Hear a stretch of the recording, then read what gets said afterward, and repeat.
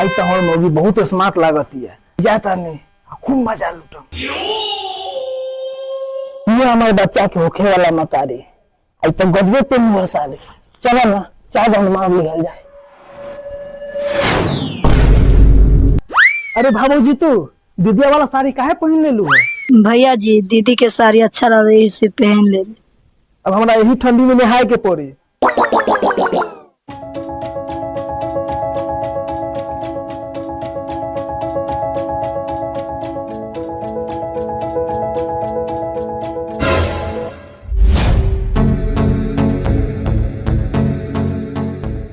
ई ठंडी में मन करता दिन दहाड़े ले जाई। भौजी तू ओकर साड़ी काहे पहन ले लू?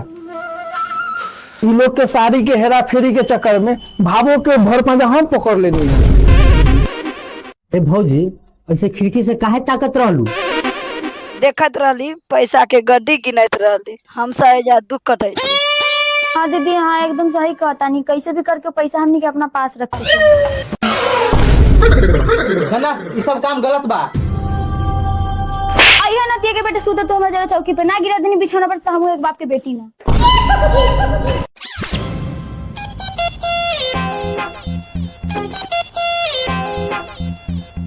देवरानी जी इतना गुस्सैला से होई ससुर जी के पैसा ऐठे के लेल दिमाग के इस्तेमाल करे के पड़ी। भाभी जी ई का बोला तारू? सही बात कह दिया। इनमें दिमाग लगावे की बा। अभी हम गुंडा के बुलावता नहीं, बाकी तू लोग हल्ला चिल्ला मत करो। भैया जी जब आधा आधा हिस्सा लगे जाए तो फिर हमें हाला करे की का बात है? ठीक बा, आज के प्लान डन। ए जी का गुंडा के चक्कर में लागल बानी, हाँ वाला काम ना होई। अब भाभूजी हम बानी कई कपड़ा तो हमारा भाई के अच्छा लागल रहे, ये से बदल लेनी है। सॉरी भैया जी। अच्छा अब इतना रात के कौन नहाई? भैया जी हम लोगों का छूनिए तो ये बात तो कहीं और थोड़ी जाना था, रहे दिकाल नहा ले।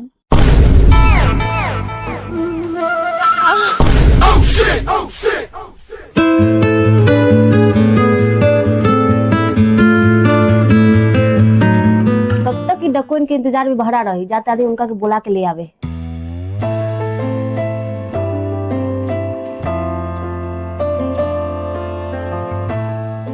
ए जी कब तक गुंडा के इंतजार में खड़ा रहो, तब तक एक आध रन हो जाए। अरे साला के लगता आई भौजी के पूरा मन बा। भौजी पूरा गरमाइल बिया, काहे न हम ये मौका देख कर चौका मार दे। ई बात तो हमरा के बोले के चाही, बाकी हम डरे न बोलत रहन।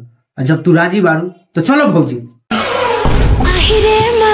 देवर जी रोवा की हिम्मत कैसी भाई ये बात बोले के? भाभी पहले तू है ना बोललू। हाँ हम तो कपड़ा देख के बोली। हाँ साला निम्मन मौका हाथ से चल गई।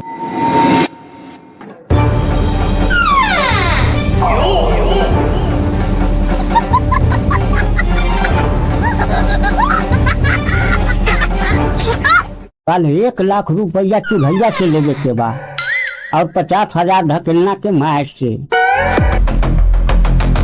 बुढ़वा अभी झगड़ेगा। चूल्हा से तो कल मारपीट कर पैसा सुलिए लेंगे, बाकी ढकेलन के मार से कुछ गलते कर सधावे के पड़ी। ई साला बुढ़वा बुढ़ारी में सजा काटे के बदला मजा मारल चाहता। तो भैया कॉमेडी करे आयल बारो, बाबूजी के लूटे आयल बारो। चलो बाबूजी के लगे बाप तोरा भी जगले बा, जान तो धरा न जाए।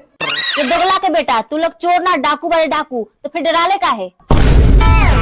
हाँ भैया हमें तो डाकू है। चलो लूटे डरा का है। चलो चलो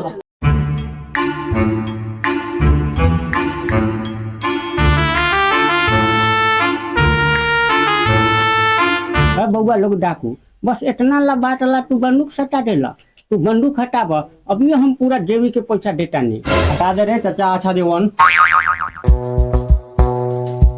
लो बउआ हाथ निकाल। बुढ़वा तोरा के चाचा का कह देनी, तू लगा मजाक करे हमरा से। पैसा निकाल जल्दी।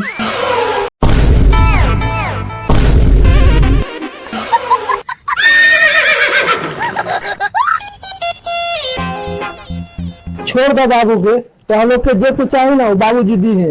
हाँ हाँ हाँ हाँ बाबूजी जी है बाबूजी। यहाँ डॉक्टर के बाप कमा के न रख ले बा। भैया जी बुढ़वा हमरा के बहुत माथा खराब कर देले बा। जौआ कही तो टिकट दबा दी। तू टिकट दबा दो, हमरियो जाब के 2 करोड़ LIC कंपनी दी। अब तू लोग कह तारा तो पैसा देता नहीं, बाकी ई पैसा हम बहुत शौक जार के बचैले बानी। असला तू सही सही बोल, पूरा के भेजले बा। चाचा हमनी के माफ कर दे, तोरे बेटा पुटो भेजैलक।